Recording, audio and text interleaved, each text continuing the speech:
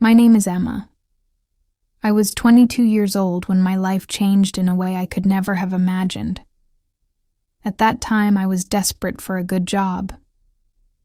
I had been working in a small cafe for almost a year, earning just enough to pay for rent and food.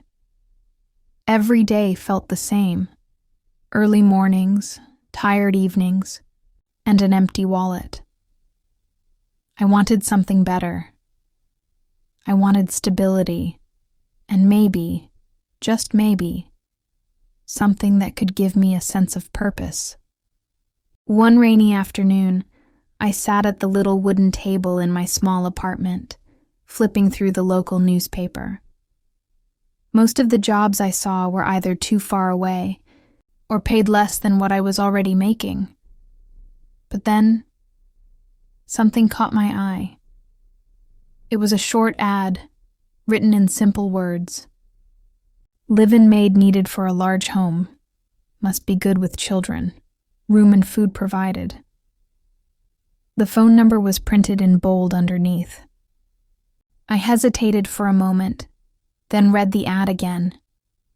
The thought of living somewhere new, away from my tiny apartment, sounded almost like a fresh start. That evening, I called the number. A deep male voice answered. "Yes?" he said, sounding distracted. I explained that I was calling about the maid position. There was a short pause. Then he said, "Come to the house tomorrow at 3 p.m. I'll give you the address." The next day, I took the bus to the address he had given me. As soon as I stepped off, I noticed the neighborhood was nothing like the one I lived in. The streets were clean, the lawns perfectly cut, and the houses looked more like small palaces. My heart began to beat faster as I walked toward the number written on the paper. When I reached the gate, I stopped for a moment just to take it in. The house was enormous. White walls, tall glass windows, and a garden that looked like something from a magazine. I walked up the stone path, my shoes making soft sounds against the ground, and rang the doorbell. After a moment, the door opened. Standing there was a tall man with dark hair, wearing a gray sweater. His face was handsome, but his eyes, they were tired. There was something sad about them, like they had forgotten how to shine. "You must be here for the job," he said. His voice was calm, almost too calm. "Yes, my name is Emma," I replied, trying to sound confident. "I'm Daniel," he said, not smiling. "Come in." The moment I stepped inside, I felt like I had entered another world. The air smelled faintly of fresh flowers, but the house was too quiet. He showed me around. The living room, with expensive furniture, the dining area with a long table, the wide staircase leading upstairs. Everything was beautiful, yet there was a strange emptiness, as if the walls themselves had forgotten laughter. As we walked, I noticed framed pictures hanging along the hallway. A beautiful woman with long brown hair stared back from every photo. She wasn't smiling in any of them. She had the kind of beauty that felt distant, almost untouchable. Daniel's voice broke my thoughts. "This was my wife, Amelia," he said simply. "She passed away last year." I didn't know what to say, so I just nodded. Then he led me to the children. They were twins, a boy and a girl, both with brown hair and big eyes. The boy's name was Liam, and the girl's was Lily. They were 7 years old. When Daniel introduced me, they didn't smile. They didn't even say hello. "This is Emma. She will be helping around the house," Daniel told them gently. They just looked at me, then went back to whatever they were doing. Daniel turned to me. The kids. They've been quiet since Amelia's accident. They don't talk much to strangers. I understood then that this job wasn't just about cleaning floors and making meals. It was about trying to bring light into a place that had been living in shadows for far too long. I told Daniel I could start right away. He nodded, and that evening, I moved into the small room they had prepared for me. From the first day, I threw myself into my work. I cleaned the rooms, washed the dishes, did the laundry, and cooked simple dinners. I tried to talk to Liam and Lily whenever I could, but they usually just gave short answers or stayed silent. Sometimes I caught them watching me quietly, as if they were trying to decide if they could trust me. Daniel spent most of his time in his home office. He rarely joined us for meals, and when he did, he spoke very little. His life seemed to be made of work, silence, and memories he didn't want to share. Days turned into weeks, and I started to notice tiny changes. One afternoon, I found Liam and Lily in the living room drawing together. Liam laughed softly at something Lily said. It was the first time I had heard either of them laugh. My heart warmed. What I didn't notice right away was that Daniel had been standing quietly in the doorway, watching us. When our eyes met, he said softly, "They haven't laughed like that in a long time." For the first time, his voice carried a hint of something. Hope, maybe. Daniel's words stayed with me for the rest of the evening. They haven't laughed like that in a long time. It wasn't just a comment. It was as if, for a brief second, the heavy walls around him had cracked, letting a small ray of sunlight through. Over the next few days, I kept trying to create little moments like that. I baked simple cookies with the children, read them short stories before bedtime, and encouraged them to draw or paint whatever they wanted.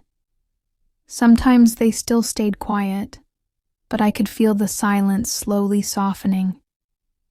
Daniel noticed too. He didn't say much, but I would often find him leaning against a doorway, quietly watching us. His expression was no longer unreadable.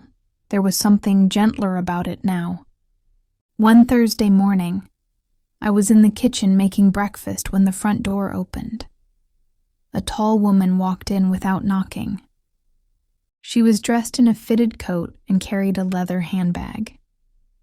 Her hair was perfectly styled, and she moved like someone who had never rushed for a bus in her life. "You must be Emma," she said, her eyes scanning me from head to toe. "Yes," I replied politely. "I'm Claire," she said, "Amelia's sister." I smiled faintly. "It's nice to meet you." Her smile was thin, almost sharp. "Is Daniel in?" I nodded and led her toward his office. As they spoke behind the closed door, I went back to making breakfast, but something about the way she had looked at me made my chest tighten. Later that day, she found me in the kitchen. I was washing dishes when she leaned against the counter and said, "So, you live here?" "Yes, I do. It's part of the job," I explained. "And you take care of the children?" "Yes," I said again. She tilted her head slightly. "You seem very comfortable here." Her tone made me feel like I'd done something wrong. "I just try to do my job well," I said quietly. Claire gave a small, humorless laugh. "Let me give you a piece of advice. Don't think you can replace my sister. This house was hers. This family was hers. Daniel may look at you kindly now, but he has always been a cold man.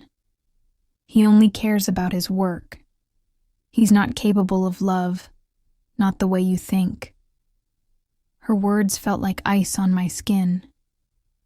I wanted to defend Daniel, but I didn't know him well enough yet to know if she was wrong. She left soon after, but her voice stayed in my head all night.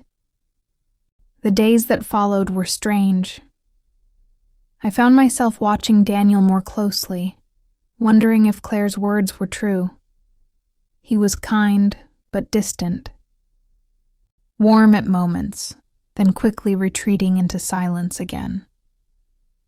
One rainy afternoon, Claire returned.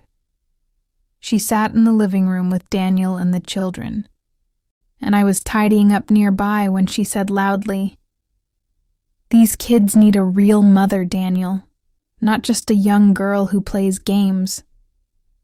My cheeks burned. I wanted to disappear into the floor.